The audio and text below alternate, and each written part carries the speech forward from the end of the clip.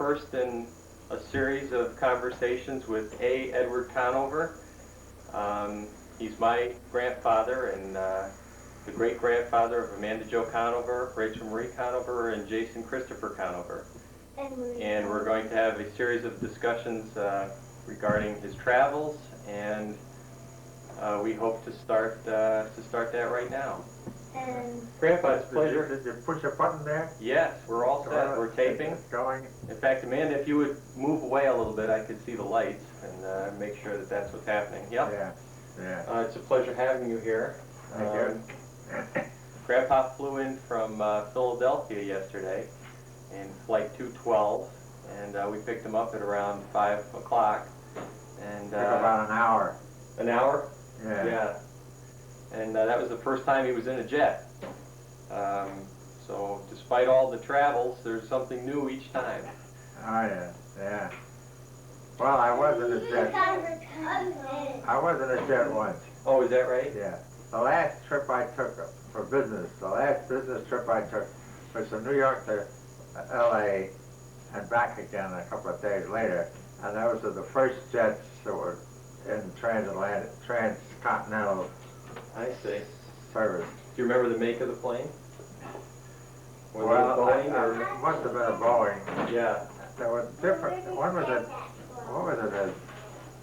Something with a DC-7. Is that a jet? Yeah. DC-7 was one of them. Yeah. And must have been a McDonnell Douglas. Douglas in those days. Yeah. Before it was McDonnell Douglas. Yeah. Oh, is that right? There was a Douglas There were two before, companies. and they merged? McDonnell and Douglas. Yeah. Hmm. So they one bought the other one. Don't ask me who bought who, but they ended up McDonnell Douglas. And what company were you working for at the time? Well, I was working for Hewitt Robins Incorporated, where I worked for 34 years before I retired. And I tried to travel a lot, and finally the travel got so bad, and I didn't need it anymore. Yeah. We figured out I might as well retire at 60 instead of continuing another 5 years. Right. Because, well, my wife was home alone most of the time. Kids were married. Your father was married. Having children. Yeah. So having 4 children. Yeah. What type of product did the company produce? Oh, we made what they call heavy machinery. I don't know, maybe they still call it heavy machinery, but our customers were all other industries. We didn't sell anything to the general public. We supplied capital machinery for steel mills and for coal mines, stone quarries, sand and gravel, foundries, all those heavy industries. They call them smokestack industries, I guess. Oh, is that right? Yeah. Yeah. And so we made the material handling machinery. That is belt conveyors to convey bulk materials. Right. And auxiliary material of various kinds to process it certain ways, like sizing it into different sizes if that was a requirement. That's what we did. Yes. And all various miscellaneous stuff, whatever came on. But it was a worldwide business. And we had offices all over the United States, and agents or people abroad. Yeah. Oh, thank you. Would you girls be quiet, please? Would you be quiet so we don't have background noise? Thanks. So you did a lot of traveling with your business then? Yeah, I had to do a lot of traveling. I traveled all over the United States, and I made several trips abroad. The most interesting, well, a couple, they were all interesting, but I went to Turkey in 1949, and that was a fascinating place. And when I got there, I wondered why they didn't have more people, just tourists, going to Turkey, but there were not very many in those days. Was there any remnants of the Ottoman Empire still there, or was I it guess more all the old mosques and the big mosque in Istanbul, and I guess you could see it. I spent a lot of time in the capital of Ankara, which was more modern. Oh, is that right? It's in the middle of Turkey. Yes. But I flew you got there from Istanbul, you flew in DC-3s. And one of my experiences when I was in Accra, I had to go back by myself to Istanbul for 3 or 4 days conference with some people there. And when you get to the airport, everything was in Turkish. There were no English signs or anything. So I was just worried that I was going to get in the right plane to go to Istanbul. Yes. So I figured, well, the safest thing to do, I keep track of my bag. And wherever the bag went, that's where I was going. So I don't know where we went, but we'd go where the bag went. Yeah. Well, I did that, and I got on a plane, and we got to Istanbul. So maybe I was just lucky. Well, in this day and age of lost luggage, you might have ended up in Iran. Oh, yeah, sure. But that was a DC-3. Yeah. And when I saw it was a DC-3, I said, well, I'm home free. Yeah. Those are the old reliable planes, you know, 2-engine. Sure. And there's still DC-3s around today. I guess they are, Yeah. yeah. They rebuild them a little bit. Yep. There was a show on public broadcasting not very long ago about the DC-3 Yeah. and how they've used them to do all sorts of bulk work that other planes are not really capable of doing. Yeah. So it's around today and it works pretty Oh, hard. yeah. I guess they sold them to little airlines in South America or Right. Africa or someplace like that. Yeah. But Did you find that there was a big American presence in Turkey when you were there, as far as other companies, or? oh, yes, there were other companies had representatives there. And I went over with a Frenchman who was sort of representing us. Well, I don't remember exactly what his connection was, but he was with us, but not an employee. Yeah. And so we went over there together. And the first day we were there, we went down to the bar and had a screwdriver, you know, that's like an orange juice. And the first thing I know, I was being paged. I said, my goodness, I just got here in Turkey, and already I'm being paged. Ooh, who knew I was here? Yeah. Well, it happened to be, I guess it wasn't the ambassador, but that was in the days of the economic cooperation deal in Europe, and we were supplying Turkey with a lot of money to get back on their feet after the war. And we had a representative, the head of that operation was in Turkey, and I'd been in his office that afternoon, but he was out doing something else. So I left my name and so on with his secretary. Well, they were having a cocktail party that afternoon, so he called me up at the hotel. You know, I never met the guy, but come on over, we'd like to have you with us. Yeah. So I thought, well, how do I get there? Oh, I'll send a limousine down for you. So I wait around, and pretty soon a great big limousine lands in the front door of the hotel, and I go out and ride up the state up someplace, and there's a whole cocktail party in full swing going on. Oh, that's wonderful. And a couple of other American competitors of mine that were there, and we greeted each other. You know, when you're that far away, Oh, sure. it doesn't matter what you Any do. American is a Look friendly out now. face. Okay, thanks, Amanda. Amanda, please be a little quiet, okay? Yeah. So, well, those are the things that make life interesting when you're traveling Right, foreign countries. right. Yeah. So that was Turkey, and that was 1949. 49. And that was 4 years after the war. Yeah.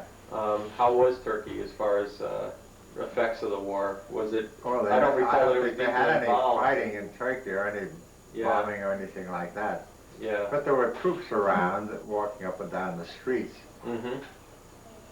Well, I think we were supporting the Turkish military to get stocked up or whatever. Right. Anyway, I was there about a month altogether. Wow, that's considerable length of time Yeah, in a foreign country. We were selling them equipment for a mine, coal mine, up near the Black Sea at a place called Zonguldak. And I didn't get there, but you know, when I go to the mine, to talk to the bosses and anchor it. Yes. But well, that was an interesting trip. That's all I can say about Yes. it. Now you've traveled to Chile as well, right? Well, that was after I'd retired, but before I'd retired, does she get in front of the? Yeah, Amanda, don't go in front of the camera, okay? You're getting in the way. Before I retired, I took a trip to Japan, to Tokyo. On business? That was a business trip, yes.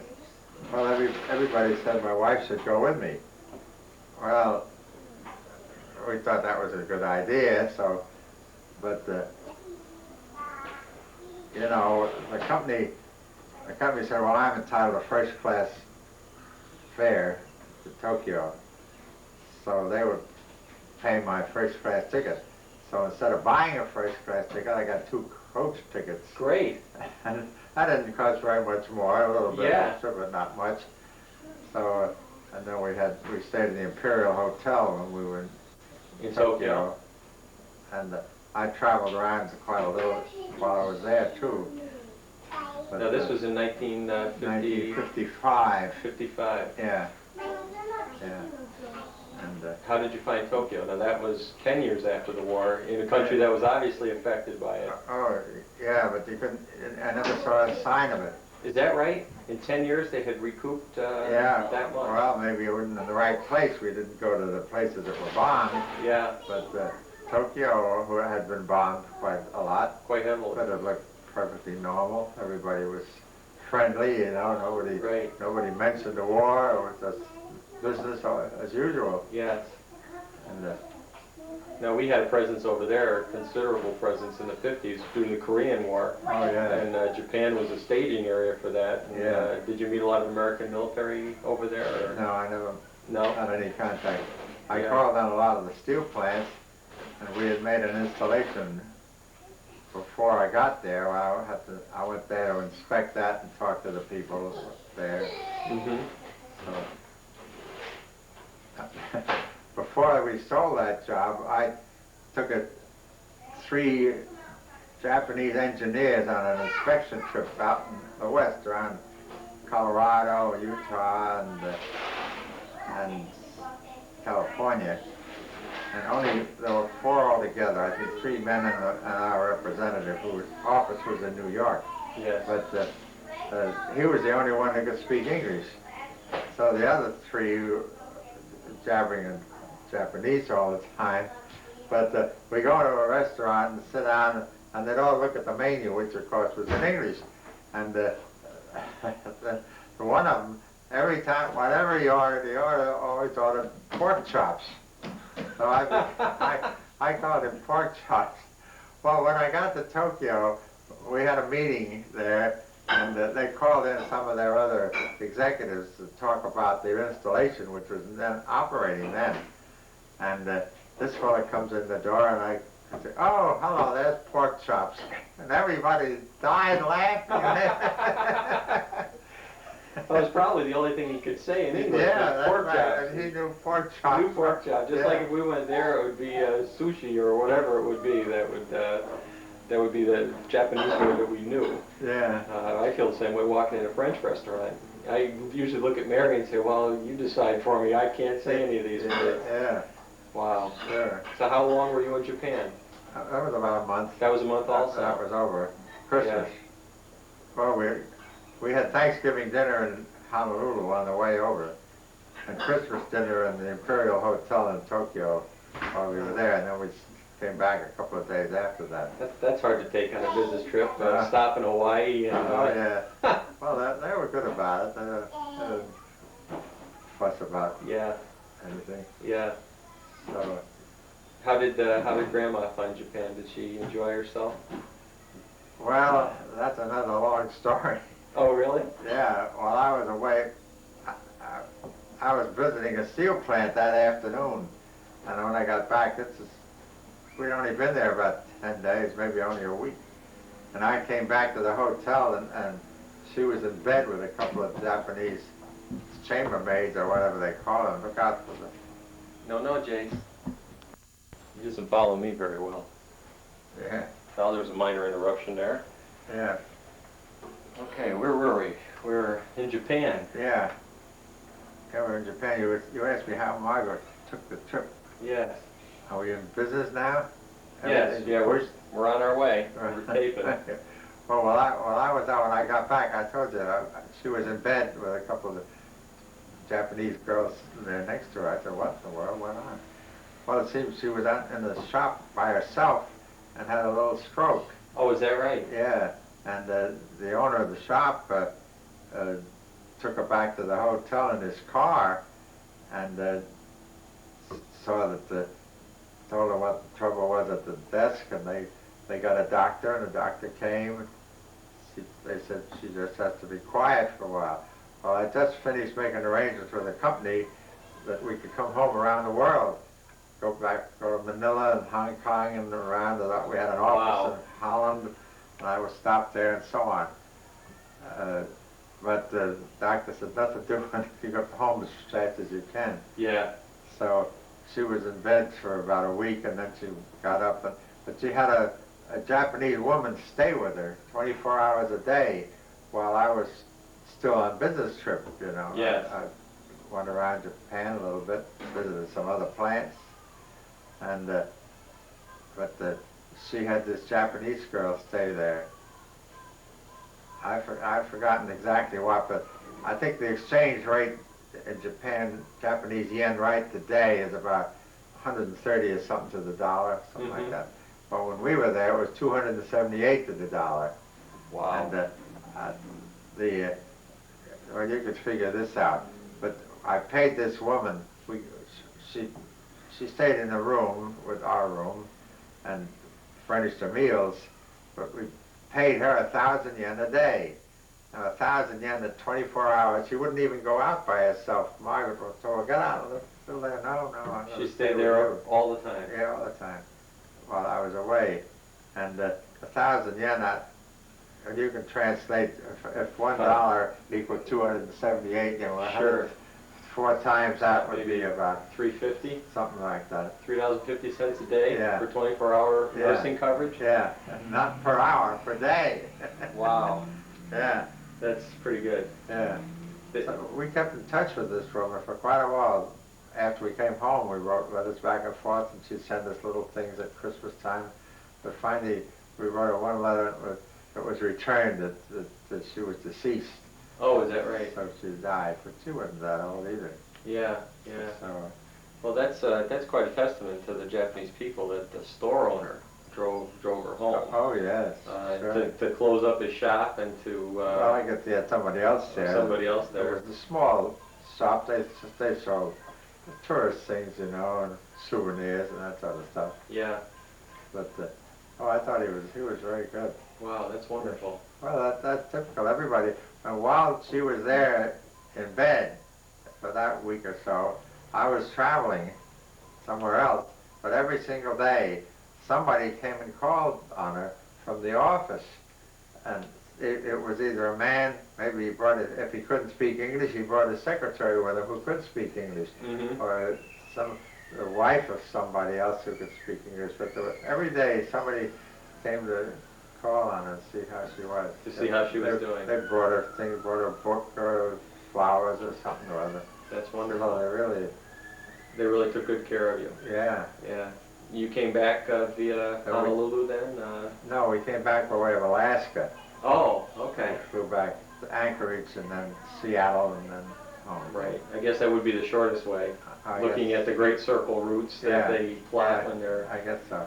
flying. Northwest Orient Mm-hmm. those days.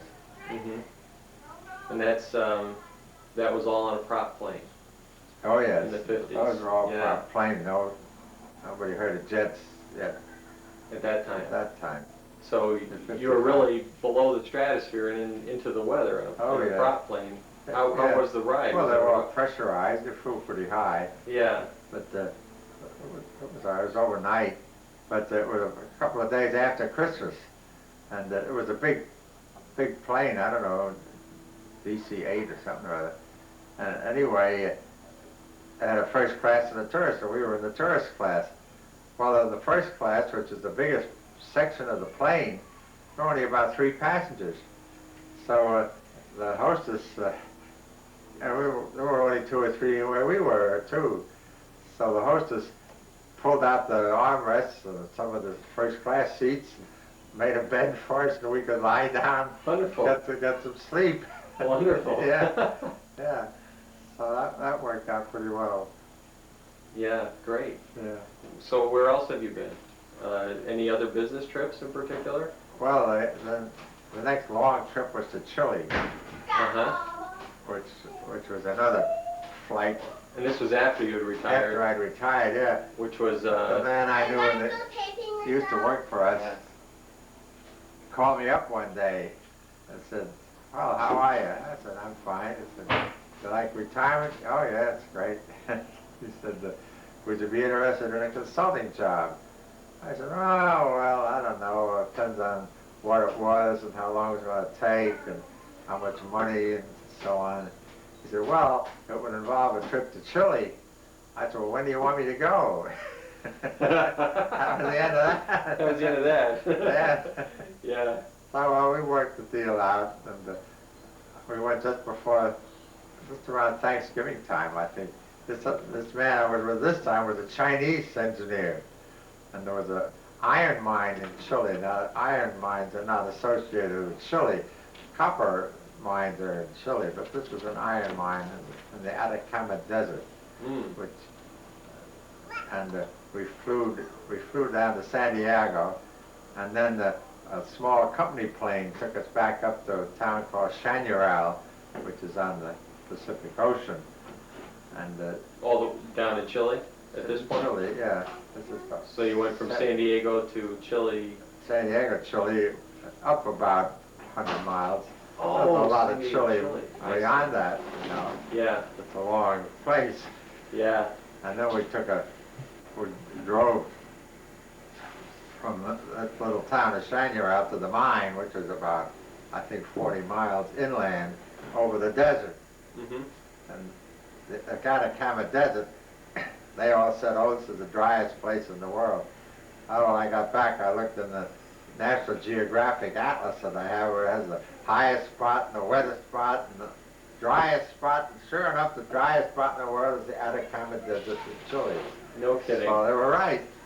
And it is, nothing grows whatsoever, and there's no life, not even a fly, a bug, not a spider, nothing, absolutely nothing. No kidding. Yeah.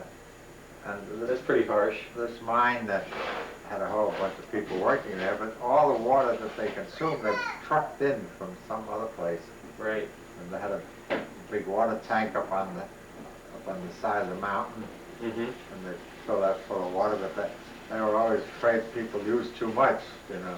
So everybody saved their dishwater and their wash water and everything else. And if they had anything growing, that's what they poured on it. Yes, to keep it growing. Yeah, but it really was a desolate place. Wow. What was the temperature like? Oh, it was pretty hot, I don't know. Yeah, it got up in the 90s, hundreds, or was a cool desert. I guess so. Yeah. Yeah. And how long were you there? Well, I was there about a month. And while I was there, about a week later, Margaret got on the ship, a Grace Line ship that went down that way. And it was the same kind of a ship that we had been on a couple of years before that, so she knew all about it, how to do what to do. It was a cargo liner, I think they call it, combo. They went down to bring back bananas and coffee and stuff and deliver automobiles and all that stuff. But they had But they about took passengers as well. 30 passengers. Yeah. It's not a freighter. That 30 passengers had a doctor on board. So that stopped at Chañaral. By that time I was all through the jobs I went for by that time. And I got on the ship and we went all the way down to Valparaiso and turned around down there and had 2 or 3 days at Viña del Mar, which is a beautiful spot. This was, well, it was our fall, but it was their spring.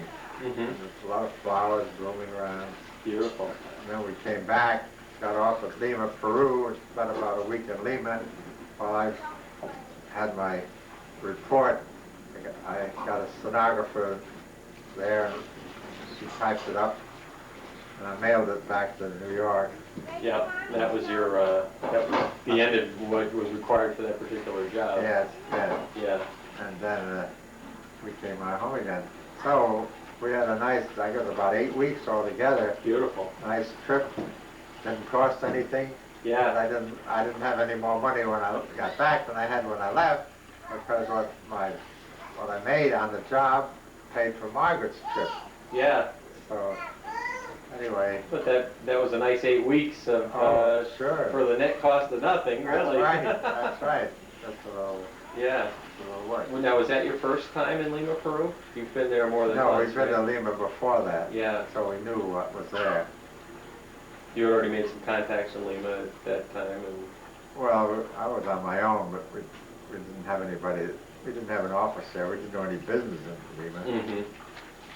But we knew where to go when we got there. So it was a nice place. Yeah. They call it a country club, but you could stay there. Mm-hmm.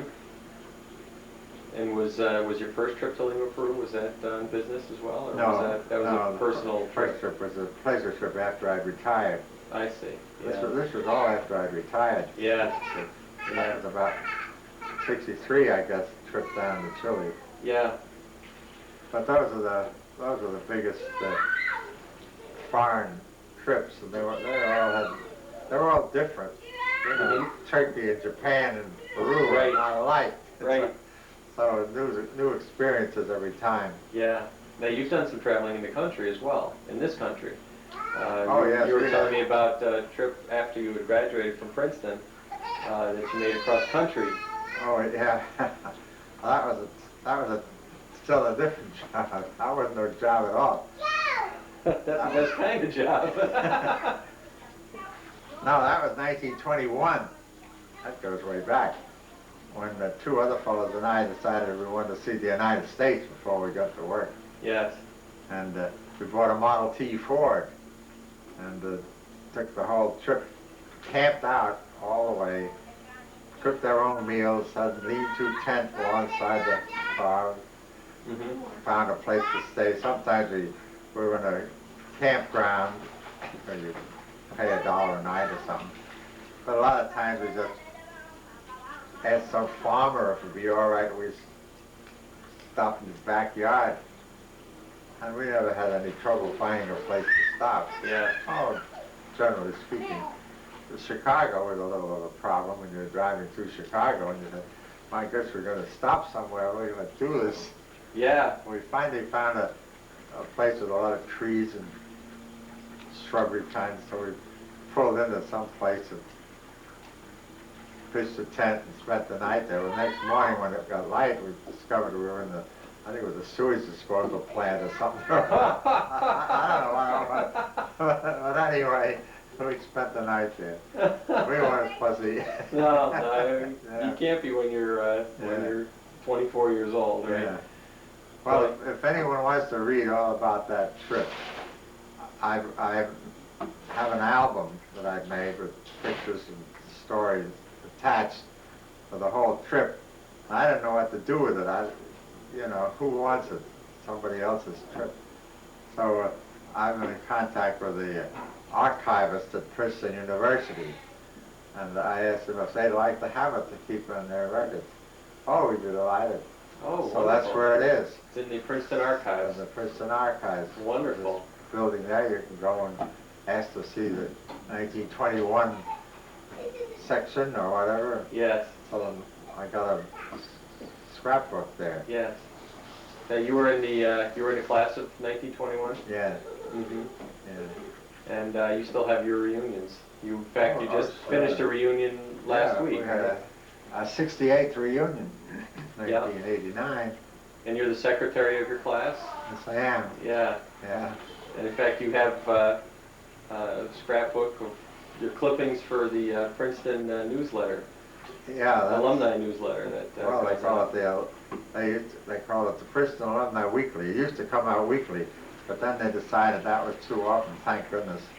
But it's about bi-monthly now. Yeah. But anyway, there's 20 editions in a year, and you got to write a column for every one, or your name is mud. Right. And when there's only about 40 left in the class, and nobody writes your letters anymore, to find out something to write about. What's going on in your class is... Nothing is going on. Everybody's in a nursing home, I guess, or something else. So it's kind of a problem. So I've written, you may have read some of those things. Other stories that I remember about when we were in college. But you want to get somebody else's name in each one, you know. Each one, so right. There's not just the story of your life, it's the story of some connection with the class. Yes. What was the size of your graduating class? Do you remember? 400. 400? Yeah. Oh, that's a pretty good sized class. Just right today, there's exactly 40 left. Mm-hmm. We lose about 4 or 5 a year. Yeah. Yeah. So that's it. Well, that's wonderful that you're able to keep going to the reunions.